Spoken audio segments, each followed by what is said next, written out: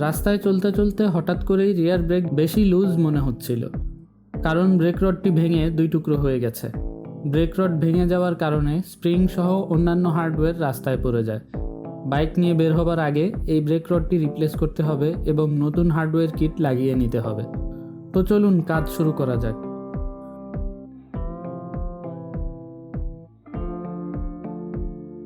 Break rod খুলবার জন্য প্রথমে right সাইডের হোল্ডার ব্র্যাকেটটি খুলে নিতে হবে। এটা চ্যাসিসের সাথে 3টি বোল্ট দিয়ে অ্যাটাচ করা থাকে। এই 3টি বোল্ট খুলতে পারলে ব্র্যাকেটটি আলাদা করা যাবে। 3টি বোল্ট খোলার জন্য আমি একটি 22 মিলিমিটার ও 14 মিলিমিটার সকেট এবং একটি 12-13 সাইজের রিং স্প্যানার ব্যবহার করেছি।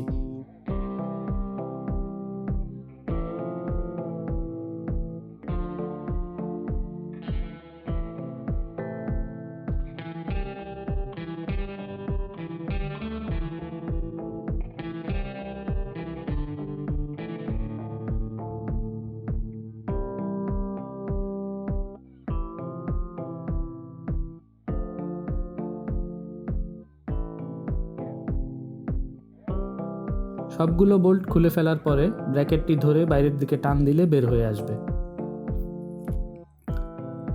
এবার ব্রেক লিভারটি ব্রেক রড থেকে আলাদা করে নিতে হবে।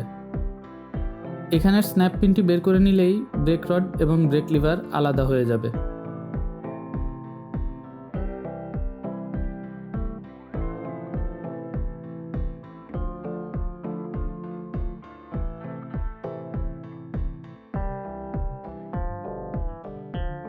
আমি পালসার 150-র জন্য ব্রেক রড নিয়ে এসেছি। পার্ট নাম্বার দেখতে স্ক্রিনশট নিয়ে রাখতে পারেন।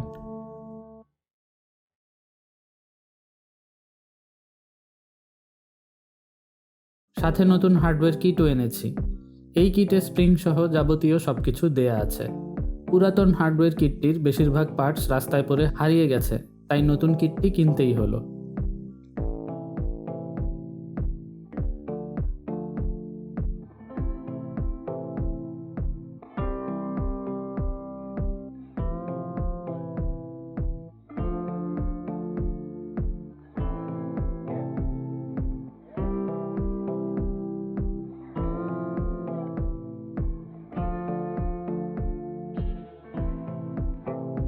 ব্রেক রডটি আগের মতোই স্ন্যাপ পিন দিয়ে ব্রেক লিভারের সাথে লাগিয়ে নিতে হবে।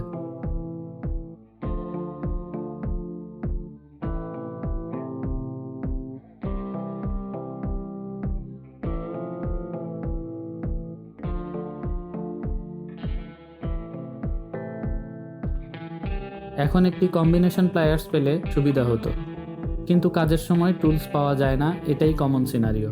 যাই হোক, বিকল্প উপায়ে কাজটা শেষ করতে হয় আমার।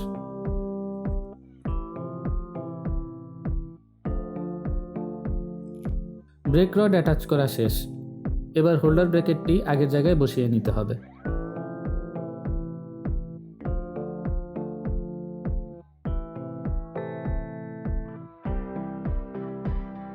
তিনটি বোল্ট লাগানোর আগে রিয়ার ব্রেক সুইচের স্প্রিংটি ব্রেক পেডালের লিভারের সাথে অ্যাটাচ করে নিতে হবে। এই কাজটি ঠিকমতো না করলে ব্রেক পেডাল চাপলে ব্রেক লাইট জ্বলবে না। পর্যাপ্ত আলো না থাকার কারণে কাজটি আমি অফ দ্য ক্যামেরা করে নিয়েছি।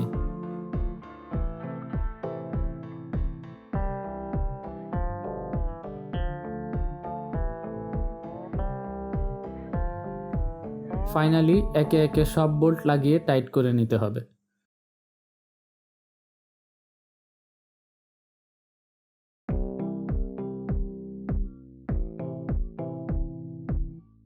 সব শেষে ব্রেক রডের স্প্রিং আর অ্যাডজাস্টার নাটটি লাগিয়ে সুবিধামতো ব্রেকটি অ্যাডজাস্ট করে নিতে হবে।